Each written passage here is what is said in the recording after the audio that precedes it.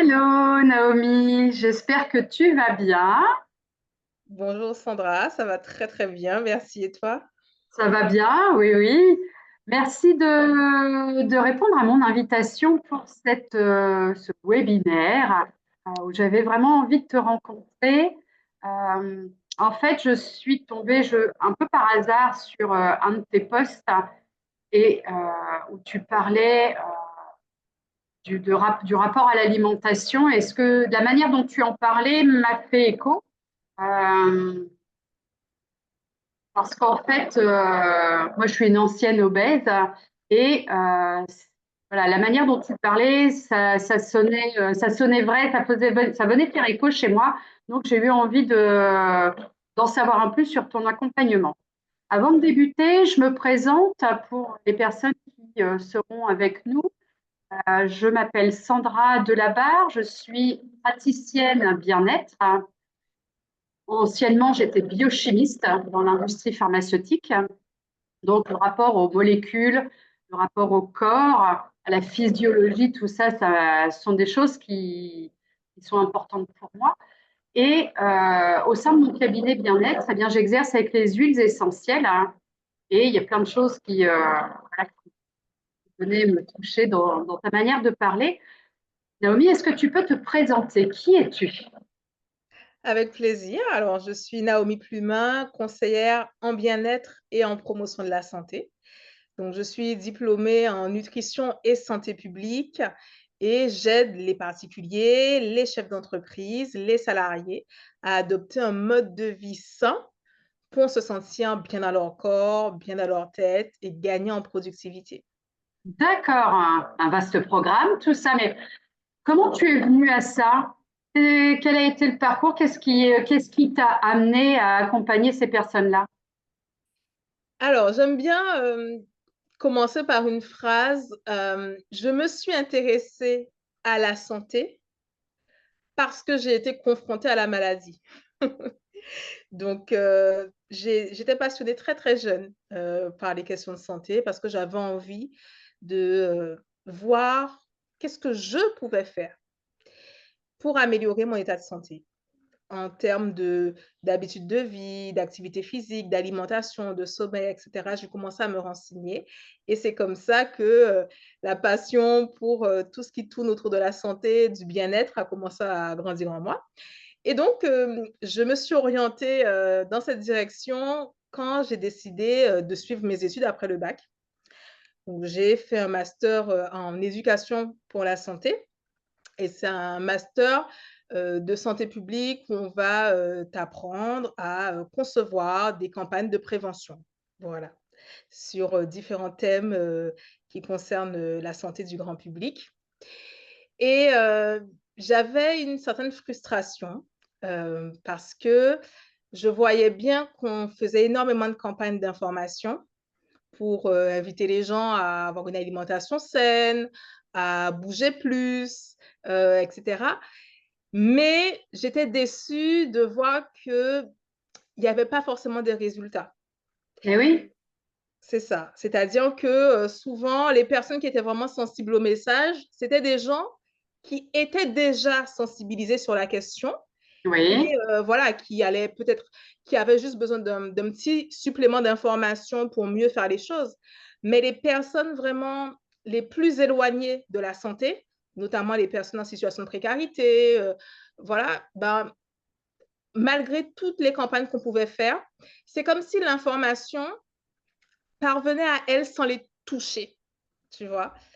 ça repart. C'est ça. Ouais. Et moi, je me posais la question, mais pourquoi on a beau dire aux gens ce qu'il faut faire pour être en bonne santé et que malgré tout, les gens ne passent pas à l'action et donc n'obtiennent pas de résultats.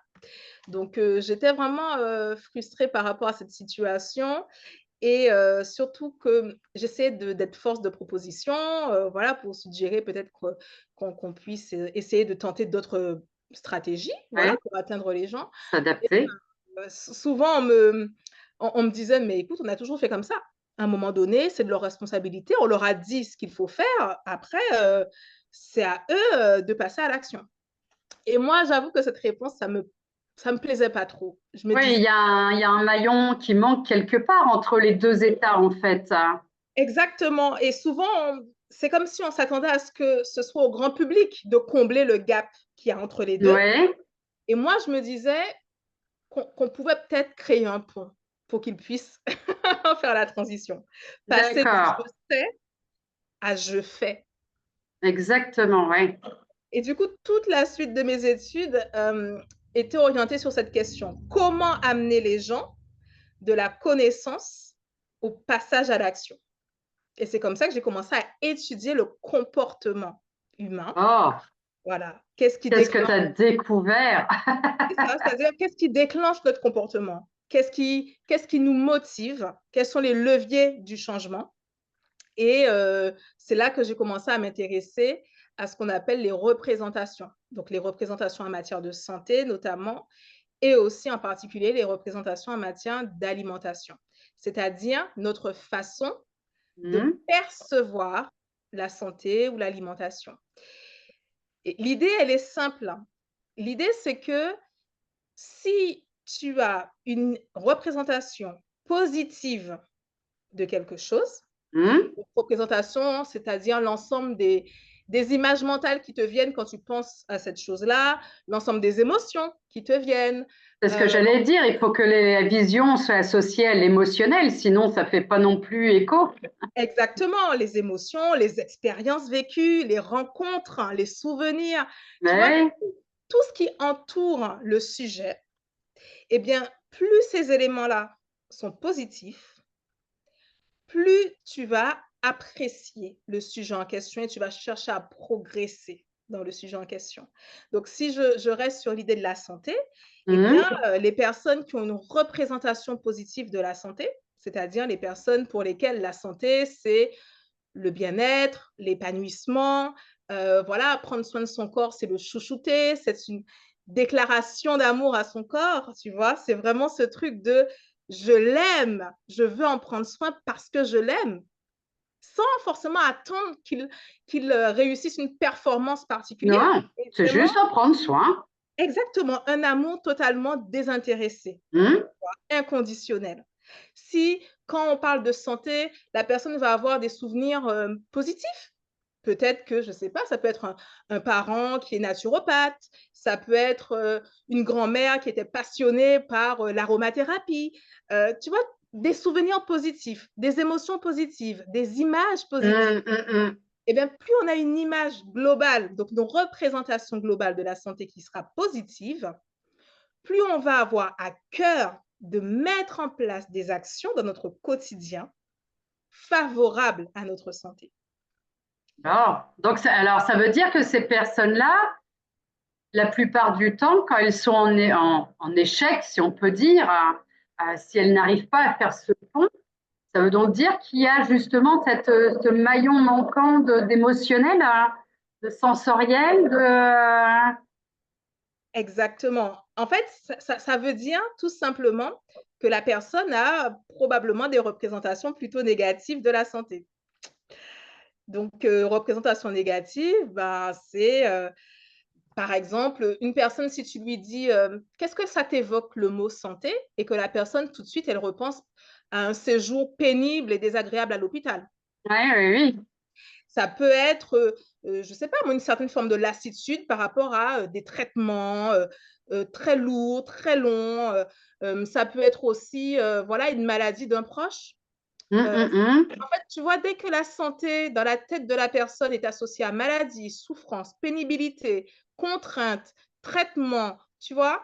Que des choses négatives, ben, forcément, elle aura beau entendre des campagnes de santé publique qui l'encouragent, à, voilà, à prendre soin de sa santé, elle va toujours percevoir la santé comme étant quelque chose de contraignant, Eh un oui. boulet et elle aura pas envie, au fond d'elle, de mettre en place des actions pour aller vers la santé. De toute façon, dans la vie, tu vas toujours vers ce que tu aimes.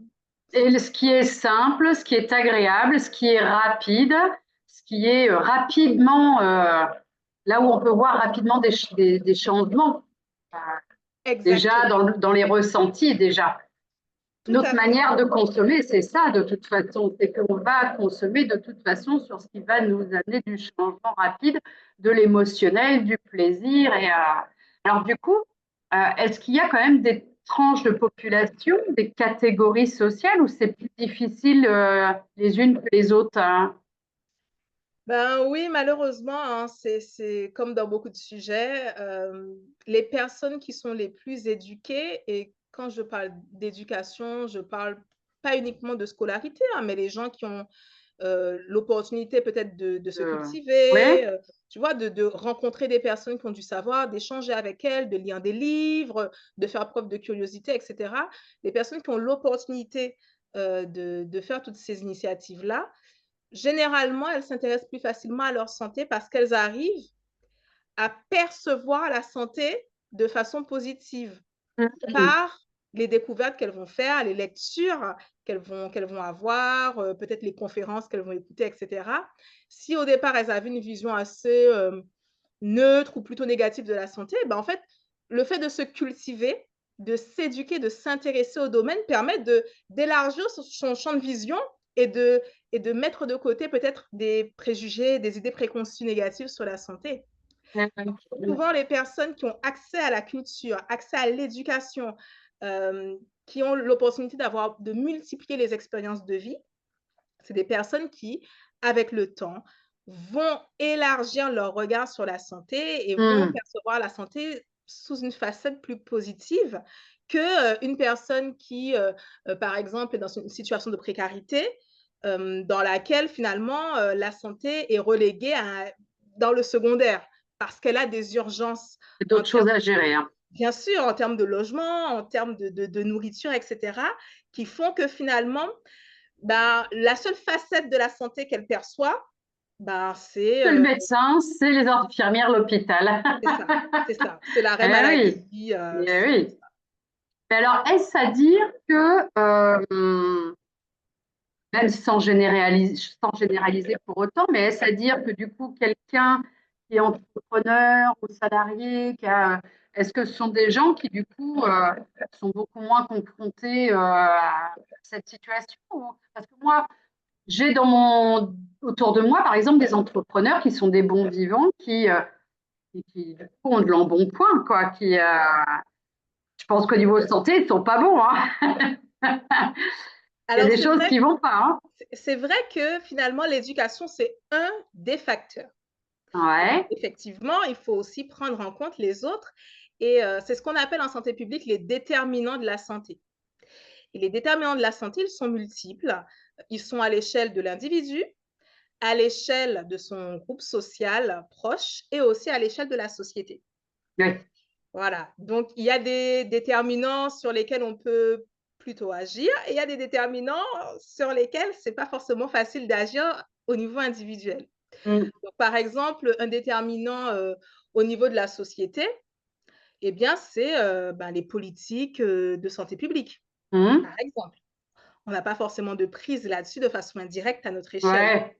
Ouais. Par exemple, le fait qu'un gouvernement choisisse de se laisser plus ou moins influencer par des lobbies, par exemple, le lobby de l'industrie agroalimentaire, eh bien, forcément, ça va avoir un impact sur notre santé. Alors, C'est ce qui après, va faire toute notre éducation et notre manière de manger au quotidien, les choix qu'on trouve en rayon, hein. exactement, exactement ça. Par exemple, si les lobbies sont très écoutés, eh bien, ils auront plus d'espace dans l'espace médiatique Mm. pour leur campagne marketing, pour justement façonner notre représentation de la santé, parce que tout se joue là. Hein. Et D'où l'importance de te donner de la voix face à tout le monde pour que les gens réfléchissent à tout ça. exactement, Mm. exactement. Sinon, ça sera toujours le même discours Eh et il ben ira toujours dans le même sens. oui. Eh Tu oui. un discours qui peut être faussement rassurant, par exemple, euh, oui, vous pouvez manger de tout, il faut juste voilà, se diversifier, etc. Sans jamais pointer du doigt certaines vérités sur, je ne sais pas moi, les pesticides, les perturbateurs endocriniens, Mm. etc., etc. Tu vois, un discours assez rassurez-vous, ne vous posez pas trop de questions. Voilà, ne réfléchissez pas trop, contentez-vous d'acheter, tout va bien. Oui, voilà. Puis c'est une forme de, c'est toujours lié aussi à l'émotionnel, d'acheter pour se remplir. Quand on Exactement. mange, on se remplit, mais pas que pour nourrir notre corps et lui donner des briques pour fonctionner, se construire. C'est qu'on se remplit aussi un peu. Je le compare souvent à la carte bancaire, quand on a ce côté achat qui fait qu'on achète, on consomme, on prend pour exister quelque part.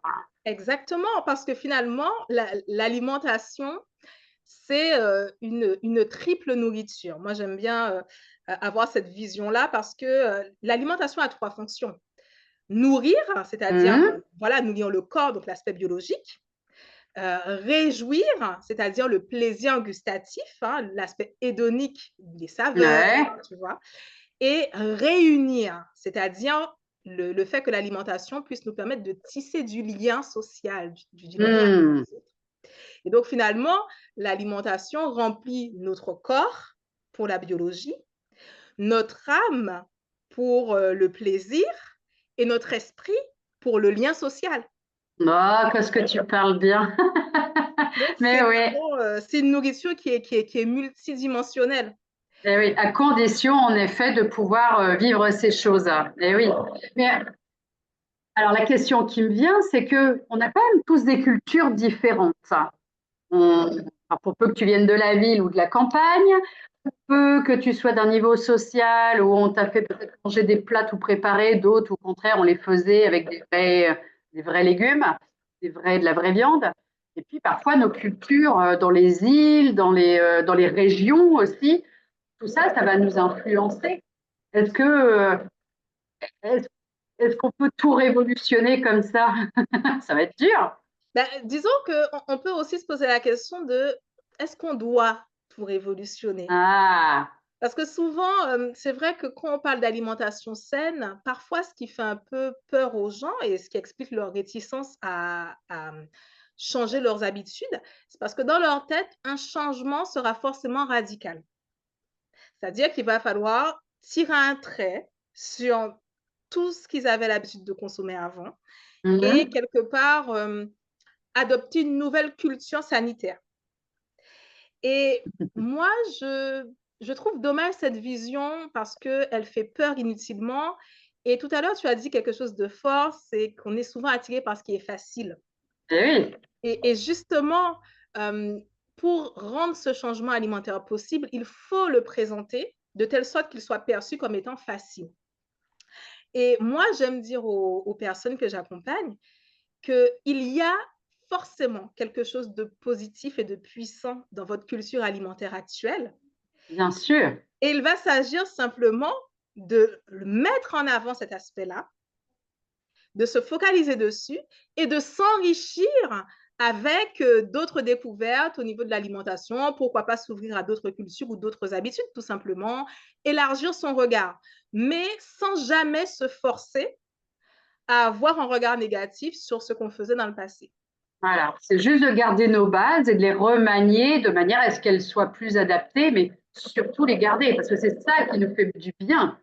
C'est Bien ça qui sûr, nous, et c'est ça qu'on a envie de partager avec les autres, hein. tout à fait, parce que l'alimentation, tu vois, dans la tridimensionnalité de l'alimentation, Mhm. quand je parlais de l'aspect relationnel, hein, le fait que l'alimentation nous permette de tisser des liens avec les autres, mais ça signifie que l'alimentation a un pouvoir culturel, Eh finalement, oui, et que nos aliments complètement.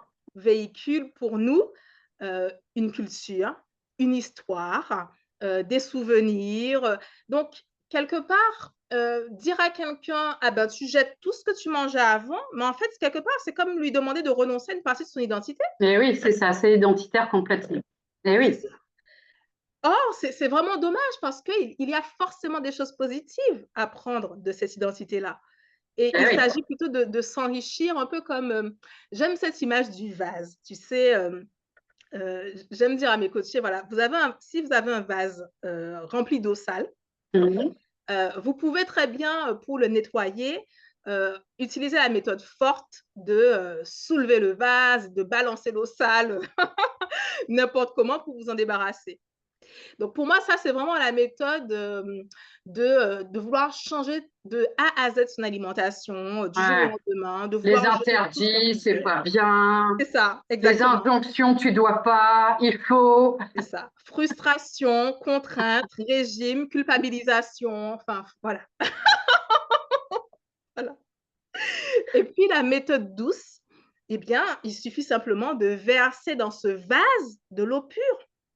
Parce qu'à force de verser de l'eau pure, ben, Mhm. toute l'eau sale qui va remonter, va déborder jusqu'à ce que l'eau contenue dans le vase soit entièrement pure.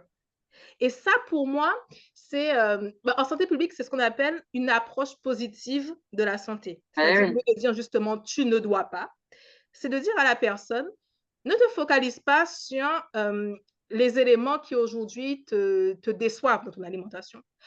Focalise-toi sur ce que tu fais déjà de bien et explore la nouveauté, explore d'autres choses. Souvent, Mm. les gens ont peur de changer d'alimentation parce qu'ils me disent oh, mais Naomi, j'ai peur de manger tout le temps la même chose. J'ai peur de me priver, j'ai peur que ça devienne monotone. Et moi, je leur dis au contraire, c'est l'occasion de découvrir.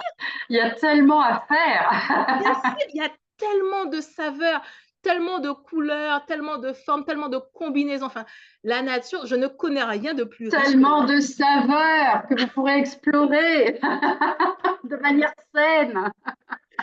exactement, Eh oui, exactement. il y a plein de découvertes et c'est vrai qu'on peut découvrir plein d'autres choses, pas que, enfin, et dans notre culture et dans celle des autres. Et, euh, et en effet, d'être accompagné, bah, c'est un plus, quoi.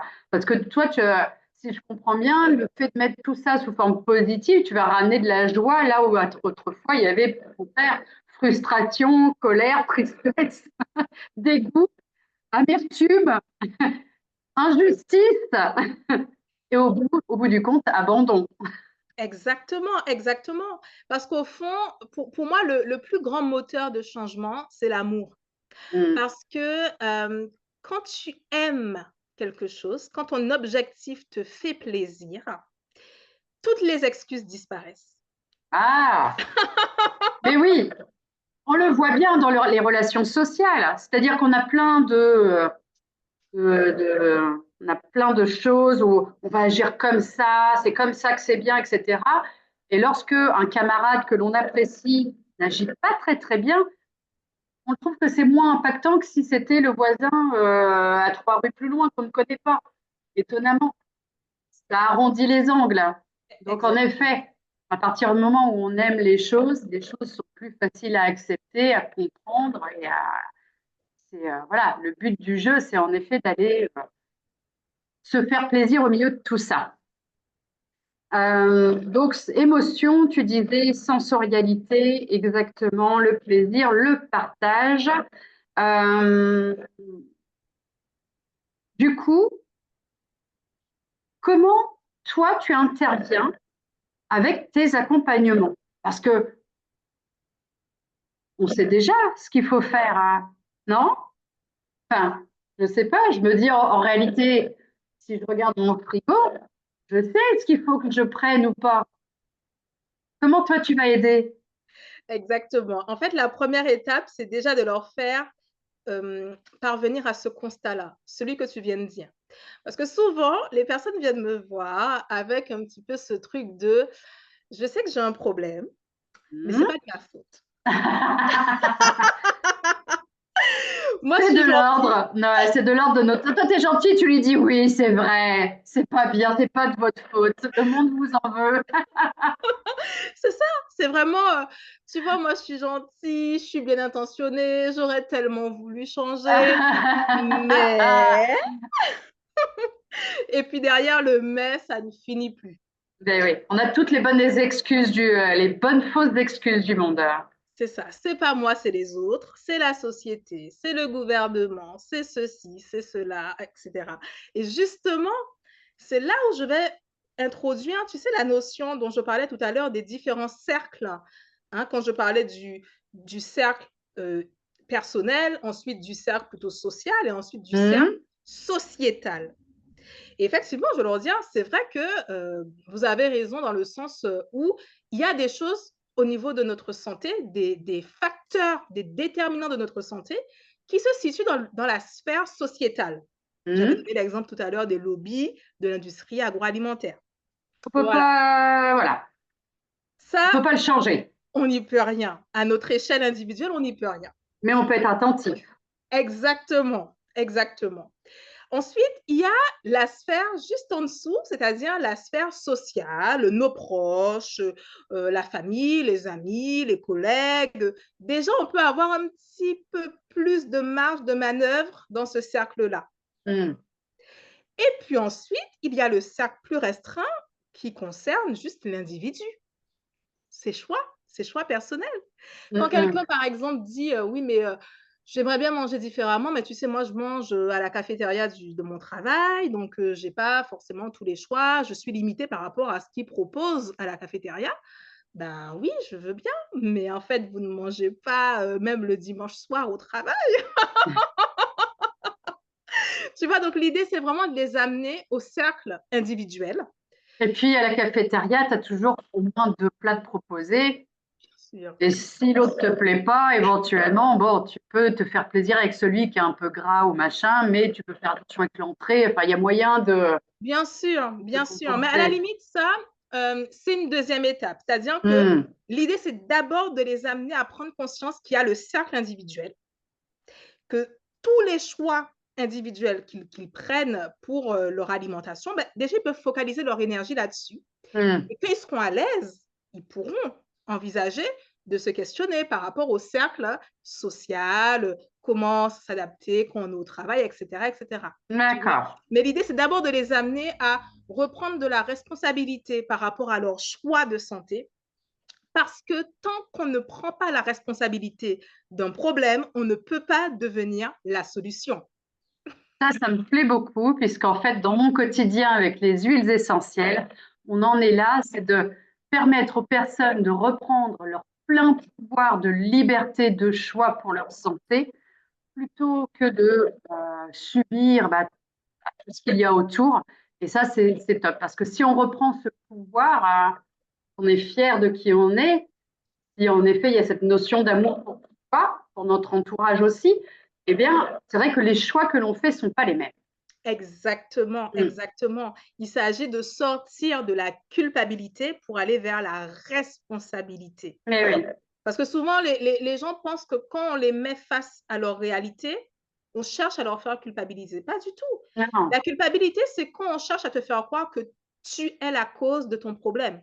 Mm. La responsabilité, c'est quand on cherche à te faire comprendre que tu es la solution à ton problème. Quelle est la différence entre être responsable et enfin, être le responsable et être le responsable de la notion de responsabilité? C'est Eh ça, oui, c'est la différence entre responsable et coupable, quoi. ouais, ouais, ouais. L'idée, c'est Bon. ça. Et en fait, comme tu disais, hein, il y a vraiment quelque chose qui touche à la confiance en soi. Mm. Quand on prend conscience qu'on a du pouvoir sur sa propre vie. Parce que c'est ça qui fait souffrir les gens. Oui, nombre de personnes ont perdu et subissent leur vie au quotidien. Ont le sentiment que leur vie ne leur appartient plus, Mais oui, c'est terrible. que ça ne dépend pas, d'eux. C'est vraiment dommage. Eh oui, oui, oui. Mais c'est la première étape du changement. Voilà, ça va vraiment. Ce qui est top, c'est que par l'alimentation, l'impact, il est mais bien plus grand que la personne. Hein. Il est bien plus grand. Exactement. Donc ça, c'est la Alors, première étape. voilà. Alors, ensuite, Donc une fois que la personne a pris conscience qu'elle a tout ce dont elle a besoin pour sa propre transformation, hmm, là, on va aller dans une démarche de lâcher prise. Et l'idée, c'est vraiment de permettre à la personne de se libérer de tous les préjugés qu'elle a accumulés au cours de sa vie en ce qui concerne la santé, l'alimentation, etc. Parce que à force d'avoir tenté des choses, des régimes, d'avoir échoué, à force voilà, d'avoir perdu de la motivation, d'avoir encaissé des critiques peut-être aussi sur son corps, d'avoir vécu des expériences douloureuses, etc. Il y a des personnes qui ne se sentent même plus capables de réussir. Tu vois? hmm, Il y a vraiment l'estime de soi qui est au plus bas. Et l'idée, ça va être de les amener à lâcher prise sur toutes les idées préconçues qu'elles ont. l'alimentation saine, c'est contraignant, s'il n'y a pas de plaisir, c'est redondant, etc., etc., etc. On va aller déconstruire tout ça, se libérer, tu vois. Mhm. Et on va aussi élargir notre vision de l'alimentation. C'est-à-dire non pas voir l'alimentation comme étant un élément de la vie isolé, et donc à prendre isolément en se disant je vais juste essayer de changer mon assiette sans rien changer autour, Mhm. mais plutôt à avoir un regard plus large sur l'alimentation et se dire que l'alimentation est l'un des piliers de la santé et qu'il est lié aux autres piliers de la santé. Et donc, si on veut changer son alimentation de façon durable, il faut changer aussi notre regard et notre approche sur les autres piliers de la santé. Et en fait, quand tu travailles au tout début, le regard des gens finit par changer. Parce que petit à petit, ils évoluent au cours de l'accompagnement. Donc, en fait, c'est vrai que ça les amène aussi à changer le regard sur le monde qui les entoure et tout ce qu'ils peuvent faire encore. Exactement, au Ah fur et oui. à mesure. En fait, les personnes prennent conscience que l'alimentation, déjà, c'est lié aux émotions Mhm. et qu'on ne peut pas transformer son alimentation de façon durable si on ne travaille pas sur ses émotions. Ah oui, oui. Tu Et vois, c'est un peu le problème des régimes. Les régimes, justement, prennent l'alimentation de façon très individuelle. C'est-à-dire, votre alimentation n'est pas la plus favorable à votre santé, très bien, vous allez juste changer votre assiette. mhm. Sauf que si tu ne changes que ton assiette, mais que tous les autres facteurs de ta santé n'ont pas changé, Eh oui, tôt ou tard, tu vas revenir à tes anciennes habitudes, en fait. Tu as besoin d'harmonie dans ta vie. Donc, c'est complètement. soit on change tout, soit on change rien. Mais il faut juste procéder étape par étape, de façon progressive, en douceur, et se donner l'autorisation de l'imperfection. Oui, nous sommes parfaitement imparfaits et ça, c'est essentiel, en effet, d'avoir et ce côté alimentaire et ce côté euh, bien-être sur d'autres plans, l'émotionnel, la relation aux autres, tout ça, ça se travaille également. C'est vrai. Exactement. Donc, Ok. l'idée, c'est vraiment que les personnes puissent prendre conscience que pour changer l'alimentation, il faut agir sur les émotions, Mm. mais qu'il faut aussi agir sur d'autres déterminants de la santé qui ne nous viennent pas à l'esprit de façon spontanée hein, quand on pense à la santé. Mais je pense notamment à l'organisation, le fait de savoir gérer ses ressources, savoir gérer son temps, son argent, Ton bah, c'est budget, aussi ouais. un déterminant de la santé. Est-ce que gérer, là je suis en train de penser parce que je me dis, des fois quand tu as tout qui est sous la main, est-ce que gérer l'aménagement dans la maison ou le rangement dans la maison, est-ce qu'il y a quelque chose qui est abordé sur ça aussi? Est-ce que, enfin, là c'est la maman et celle qui est en cuisine qui est en train de voir. Bien sûr. Et surtout, pour certaines personnes, je commence même par cette étape-là. Ah, d'accord. Parce que des fois, tu sais, l'alimentation, c'est un sujet qui est tellement sensible pour certaines personnes qu'il vaut mieux commencer par quelque chose de plus simple pour Ah oui. certaines, tu vois. Et Euh, donner des petites victoires qui amènent exactement, déjà de la confiance et tu avances petit à petit comme ça. exactement. Ah, ah, tu es une filoute. Mais plus on réussit, plus on a confiance en sa capacité à réussir. Exactement. Alors parfois, il suffit juste de changer dans la maison l'organisation des placards dans la cuisine. Parfois, il suffit juste de se débarrasser de tous les objets superflus Mmh, qui nous créent du stress parce que ça encombre notre espace mental et on ne s'en rend même pas compte. Et c'est peut-être ça aussi qui nous pousse à manger nos émotions, tu vois? peut-être. Donc, il y a tout un tas de choses comme ça. Moi, je me rappelle d'une coachée, hem, elle connaissait tout sur tout, hein, sur l'alimentation, comme beaucoup de personnes d'ailleurs, tu Ouais, vois? Elle se renseignait beaucoup et je pense que c'est ça aussi qui la décourageait, c'était de voir tous les efforts qu'elle faisait et malgré tout, le si peu, de résultats qu'elle obtenait. Et du coup, moi, je me suis dit: «Bah, écoute, tu as tout essayé au niveau de l'alimentation, on peut peut-être essayer autre chose. de toute Alors on va façon, s'intéresser à ton organisation». Et là, elle était très, très étonnée parce qu'elle dit: «Mais non, moi, je suis venue pour perdre du poids, je vois pas le rapport». Et puis, on a commencé à creuser sur ses habitudes de vie, et on est arrivé sur le point clé qui était en fait le fait qu'elle procrastinait beaucoup au travail. Et là, elle s'est dit, mais il n'y a aucun rapport entre ma procrastination au travail et mon poids. Sauf qu'en fait, à force de travailler sur justement ses habitudes de vie, eh bien, on a remonté la chaîne étape par étape. Et on s'est rendu compte que c'est une cadre, hein, donc elle est dans une grande entreprise et elle a des missions, des dossiers à rendre souvent de façon hebdomadaire. Et elle me disait que le problème, c'est que le matin, elle procrastine beaucoup. Donc, elle fait vraiment les tâches pas les plus urgentes au travail. Et du coup, quand elle rentre à la maison, ben, elle rentre avec des dossiers qui ne sont pas achevés. Ah, Du coup, la machine commence. Donc là, tu vas voir chacun des dominos qui tombera l'un après l'autre. Donc, elle rentre avec du travail à terminer.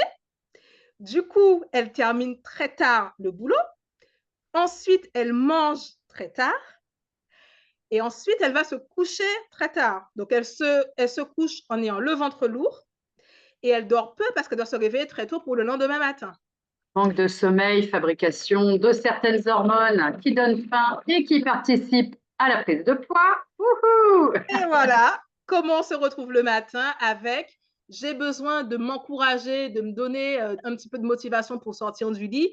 Alors, je vais manger des produits très gras, très sucrés, qui me donnent un boost d'insuline sur le coup, mais on connaît déjà qui dit pic d'insuline, dit aussi chute d'insuline après et le pic Eh bas, oui, tu vois. eh oui. Et donc, c'était un cercle vicieux qui s'était installé comme ça.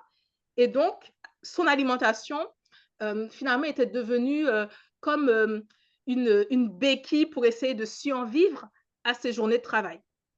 Et finalement, quand elle a pris conscience de ça, je lui ai proposé qu'on laisse de côté voilà, tout ce qu'elle sait sur l'alimentation et qu'on se focalise ensemble sur la partie procrastination. Essayer de comprendre quelles sont ses peurs, qu'est-ce qui l'amène à procrastiner, aller découvrir quelles sont les émotions qui se cachent derrière, qu'est-ce qu'on peut aussi mettre en place de façon pratico-pratique, hein, parce que moi, je ne suis pas que dans l'aspect de l'âme, de l'esprit. Moi, je suis aussi dans le terre-à-terre, hein, le concret. Le Je pense concret. que être pragmatique, c'est important, tu vois. Il faut trouver un équilibre.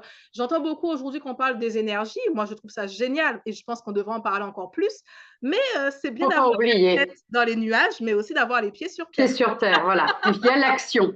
De toute Donc, façon, tu auras beau avoir les énergies, si tu passes pas à l'action, il n'y a rien qui fait sens entre les deux. Hein. exactement, tout est connexion. Donc, on a dû travailler sur ça. Comment faire pour qu'elle arrête de procrastiner, qu'elle s'organise mieux, etc. Et en fait, l'idée, c'était qu'elle apprenne à se créer ses propres deadlines parce que souvent, sa supérieure hiérarchique ne lui donnait pas de deadline. Forcément, quand tu n'as pas de deadline, tu fais toujours les choses au dernier moment. C'est une loi bien connue qui fait que plus tu as du temps, plus tu vas repousser les tâches. Tandis que si tu es avec des deadlines posées, tu vas être obligé de t'organiser pour réussir au bon moment. Exactement. Eh Donc, l'idée, oui. c'était ça, qu'elle devienne finalement sa propre supérieure, entre guillemets, et qu'elle Mhm. s'impose des dates. Par exemple, en disant simplement à sa supérieure hiérarchique, quand elle lui envoyait un dossier, lui dire, très bien, je m'en occupe et tu le reçois dans 72 heures. Et en plus, la pression, entre guillemets, pression, du moins, c'est vraiment l'engagement est pris vis-à-vis de la personne, c'est annoncé, donc, Voilà. Pour mon image à moi, pour mon estime de moi, je eh dois oui, respecter ma propre parole puisque je l'ai donnée à l'autre. eh oui. Donc, on a mis en place tout ce genre de petites choses. Et finalement, elle a arrêté de procrastiner. Elle rentrait du travail, elle avait déjà fini.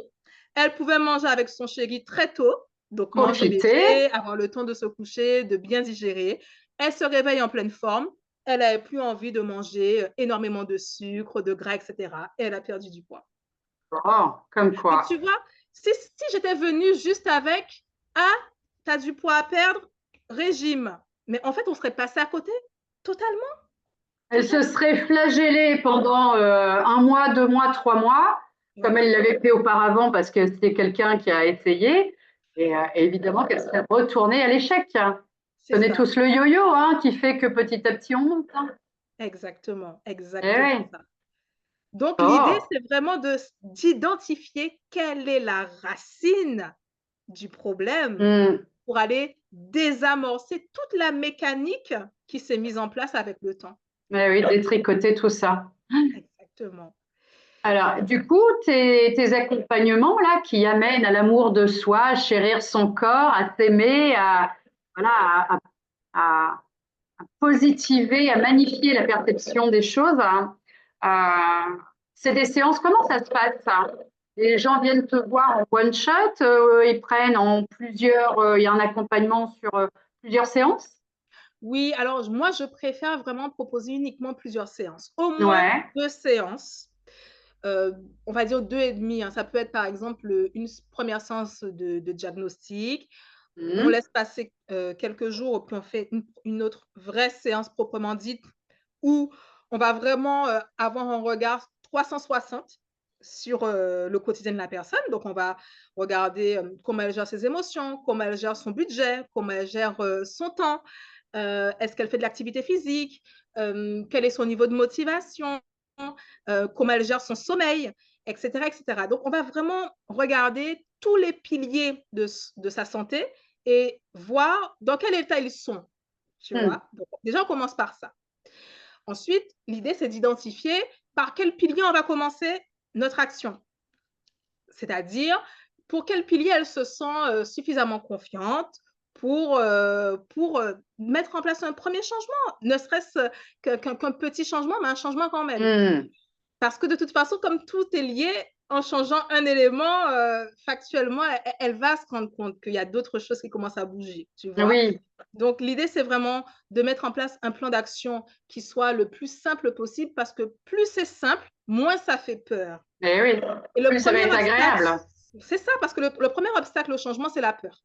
Mmh.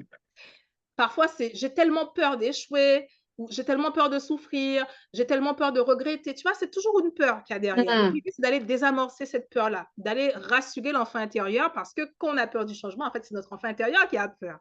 L'idée, c'est d'aller rassurer en proposant des étapes, comme tu disais, des marches d'escalier qui soient suffisamment petites. Et puis, au fur et à mesure qu'on les monte, ben, c'est la confiance en soi qui se muscle. Oui. Ensuite, donc, la personne a 15 jours pour mettre en pratique son plan d'action. Et au bout des 15 jours, on se revoit. Donc, c'est des séances presque systématiquement, c'est en visioconférence parce que Mmh. j'ai remarqué que comme l'alimentation, c'est un sujet qui est assez intime pour les gens, euh, leur attitude n'est pas la même quand ils sont face à toi que quand ils sont chez eux. Tu vois, D'accord. quand ils sont chez eux, ils se sentent en sécurité Oui. parce qu'ils parlent de quelque chose qui est quand même intime. Tu Mmh, vois, l'alimentation, c'est mmh, en lien avec plein de choses. Et le, le, la conversation n'est pas la même quand la personne est bien dans son canapé, elle se voit dans sa webcam, elle est dans un environnement qu'elle connaît, elle est oui, rassurée, c'est plutôt que rassurant. quand elle va dans un cabinet, un truc, voilà, qui fait d'ailleurs penser, dès qu'on dit cabinet, la personne pense tout de suite à soins, hôpital, tu vois, un truc très, voilà, le professionnel de santé qui sait tout et moi, je ne sais rien. Et moi, je n'ai pas envie de ça. J'ai envie qu'on crée une relation d'égalité. Mmh.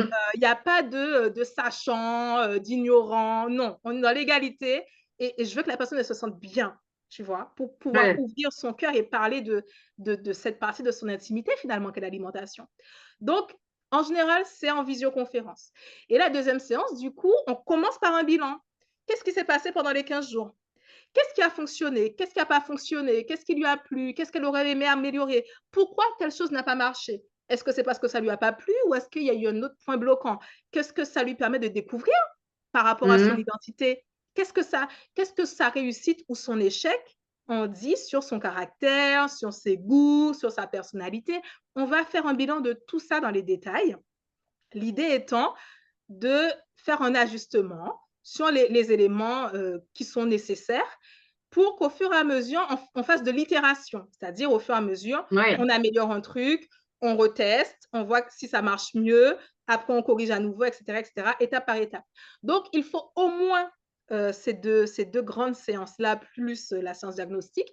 Donc, ça s'étale sur un mois. Hein, et pour avoir vraiment des résultats intéressants parce que la première séance, moi j'ai des coachés, après la première séance, le plan ben, leur plaisait beaucoup et finalement, ces personnes-là ont atteint leur objectif de poids très très vite. Mais je voulais quand même qu'on fasse la deuxième séance malgré tout. J'ai insisté pour qu'on la fasse parce que je voulais même qu'on ait cette partie après le bilan pour se projeter sur l'avenir. Parce que l'objectif, c'est pas juste de perdre du poids. Tout le monde sait perdre du poids. Tout le monde a déjà réussi. L'objectif, ce qui différencie une personne qui a un poids sain avec une personne qui n'arrive pas à y arriver, c'est tout simplement que celle qui a un poids sain a réussi à maintenir ses résultats. C'est ça la différence entre les deux. Oui. Moi, je veux travailler ça avec les personnes. Je veux les amener à se projeter sur le futur, comment elles se sentent, quels sont les outils dont elles auraient besoin pour pouvoir continuer seules, parce que mon objectif le plus sincère, c'est qu'elles puissent être autonomes. Moi, Maître de leur vie. j'ai un gros problème avec les accompagnements qui ne finissent pas. Ah Pour bah, moi, c'est pas un le but. accompagnement, mais non, c'est vrai, en fait, pour moi, l'accompagnement doit avoir une date de début, une date de fin. Tu vois? Oui. Parce qu'un accompagnement qui est indéterminé, mais en fait, il ne s'arrêtera jamais. Si on ne s'oblige pas à mettre une date limite, la personne souvent va procrastiner, elle ne va pas mettre les choses en place parce qu'elle se dit de toute façon, j'aurai le temps. C'est un dossier en cours, voilà, c'est ça. C'est ça, ce qu'ils se disent, ben, en fait, de toute façon, je pourrais mettre ça en place plus tard, on a encore d'autres séances, et la personne ne se rend pas compte que ce sont les années qui passent comme ça. Et puis, ça a aussi un impact sur ta manière de percevoir, toujours la perception, de percevoir tes actions, ta compréhension de ce que tu mets en place, comment tu réponds à tes objectifs. Et ça vient toujours travailler sur la confiance en soi, ça. Exactement, parce que quand de manière insidieuse, hein. Et de façon très insidieuse, parce que quand tu t'engages dans un changement avec une personne qui t'accompagne et qui reste tout le temps là indéfiniment, tant que tu l'appelles, elle te programme une autre séance, en fait, tu ne deviens jamais autonome puisque tu comptes sur elle. Et oui. Et moi, je veux que les personnes puissent être autonomes sur leur santé parce que je me dis, quand même, votre corps, c'est la seule chose pour laquelle vous ne payez pas d'impôts. C'est tout ce que vous avez sur Terre, en fait. C'est tout ce que vous n'avez rien d'autre. On peut vous prendre tout le reste. Il y a une seule chose qu'on ne peut pas vous prendre. Ta vraie maison. C'est ça. Et oui, ton vrai toi à toi. Alors, autant être quand même autonome sur la seule chose qui nous appartient. Ouais. Alors, avec tout ça, où est-ce qu'ils peuvent te contacter, Naomi? Parce que là, moi, de savoir qu'on ne travaille pas que sur l'alimentation, qu'on ne travaille pas sur des calories, qu'on ne travaille pas sur mais que c'est bien plus général et que c'est en fait tout plein de choses qui viennent, sur lesquelles on peut être acteur, hein, sur lesquelles nous avons une responsabilité. Je trouve ça super intéressant. On peut te contacter où? Alors, on peut me contacter sur Facebook, sur LinkedIn ou directement sur mon site internet. Ok, alors, je vois que j'ai ça ici. Je vais pouvoir mettre tout cela sur le chat. Hop, ici, le chat. Alors, je ne sais pas s'il s'affiche à l'écran quand on fait ça. Alors, moi, je ne le vois pas encore. Toi, tu ne le vois pas. Mais est-ce que tu as cliqué sur Entrée déjà? Alors, attends. Toc. Voilà. Yes. Il est affiché là. Okay. Est-ce que si je fais partager, est-ce que plusieurs participants, partager. Ça, si on peut le voir, normalement, normalement, il devrait apparaître. Donc, quoi qu'il en soit, je le mettrai de toute façon. Ah, où es-tu? Où as-tu disparu? Alors, voilà. Tu es là, ça y est, je te revois. Voilà.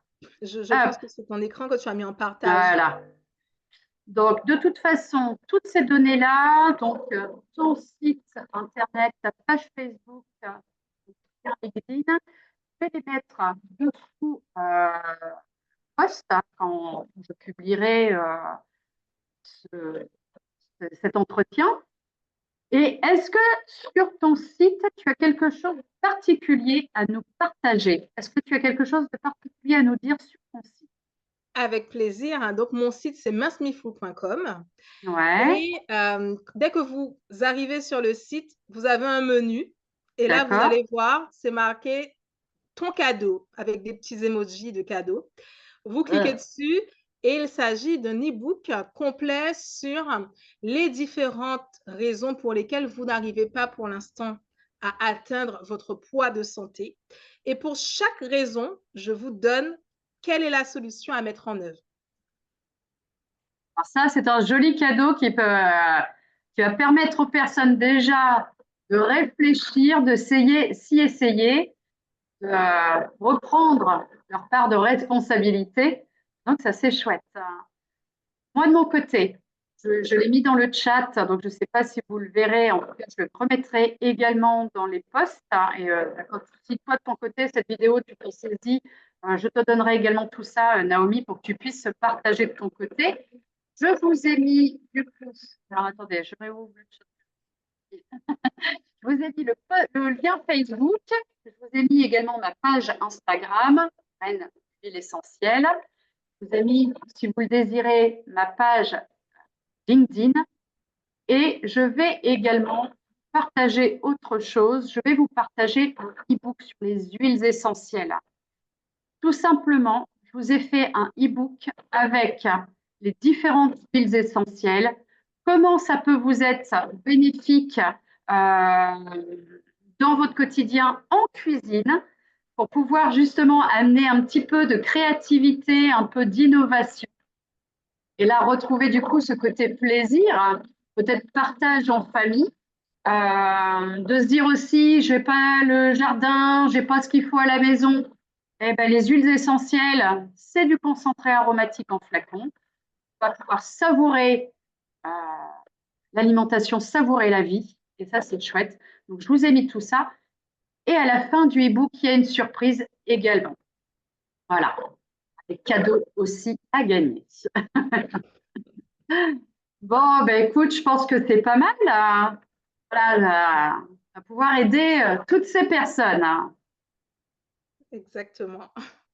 Est-ce que tu as un mot de la fin à nous rajouter, Naomi? Oui, je dirais, si vous voulez transformer votre santé, vous devez considérer votre santé comme étant réellement importante et urgente. Tant que vous considérez que oh, la santé, c'est bien, mais j'ai quand même ça à régler avant, bon, en fait, vous n'allez jamais vous préoccuper de votre santé parce que vous aurez toujours des choses à régler. Mmh. Quand vous dites je m'en occuperai, mais là, je ne peux pas parce que c'est les vacances, oui, mais quand ça sera la rentrée, vous direz je ne peux pas le faire parce que c'est la rentrée. Après, vous Voilà. direz mais je ne peux pas le faire parce que c'est Noël. Après, vous direz je le ferai pendant les bonnes résolutions de janvier. Et ainsi de suite, on repousse, on repousse, on repousse. Rappelez-vous une chose, hein, ça ne dérange personne que vous vous occupiez de tout sauf de vous-même. Ça ne dérange personne. Ah ben, je veux dire, si vous ne vous occupez pas de vous, personne va venir vous dire oh, mais il serait temps que tu t'occupes de toi en fait. Oui. Par contre, si vous ne payez pas vos impôts, je peux vous dire que quelqu'un va venir pour vous le rappeler. Si vous n'allez pas au travail, quelqu'un va venir pour vous le rappeler. On va vous D'accord? appeler. Voilà. Oui, ne tentez pas, ne faites pas, on va vous appeler. Mais pour la santé, il n'y a personne qui va venir vous dire hey, ça serait le moment peut-être de vous occuper de votre santé. Et Donc, pas que pour soi d'ailleurs, parce que s'occuper de sa santé, c'est à la fois s'occuper de soi, mais c'est aussi prendre soin des autres, c'est aussi être là pour nos enfants. Donc, si réellement on aime les autres et qu'on veut être présent avec eux pour longtemps, il faut prendre soin de soi. exactement. Je vous invite à vous aimer. C'est faire de la santé votre priorité en considérant que la santé, c'est le pilier qui va vous permettre de progresser dans tous les autres domaines qui vous tiennent à cœur. Voilà. À partir du moment où on reprend cette confiance en soi, on peut tout dépoter. Ouais, et ça, c'est vrai que ça peut changer pas mal de choses dans la vie, dans le travail, dans la perception de la vie de manière générale. Eh bien, Naomi, je te remercie beaucoup pour tous ces partages. C'était hyper instructif, et je retrouve plein de jolies valeurs que j'essaye aussi de partager au sein de mon cabinet. Et voilà, la notion d'amour, et on ne change pas le monde, hein, on se change soi. C'est comme ça que le monde va changer. Si chacun fait ça pour soi, je vous assure que le monde sera formidable. C'est très juste. Naomi, je coupe l'enregistrement. Je te remercie beaucoup pour tout ça. Et, puis à une prochaine fois, j'espère, sur un autre sujet, sur un autre type d'accompagnement. On se tient toute façon, on se suit sur les réseaux sociaux et je vous engage à suivre Naomi puisque son site est super. Allez, bye tout le monde. Au revoir, à bientôt. Bye.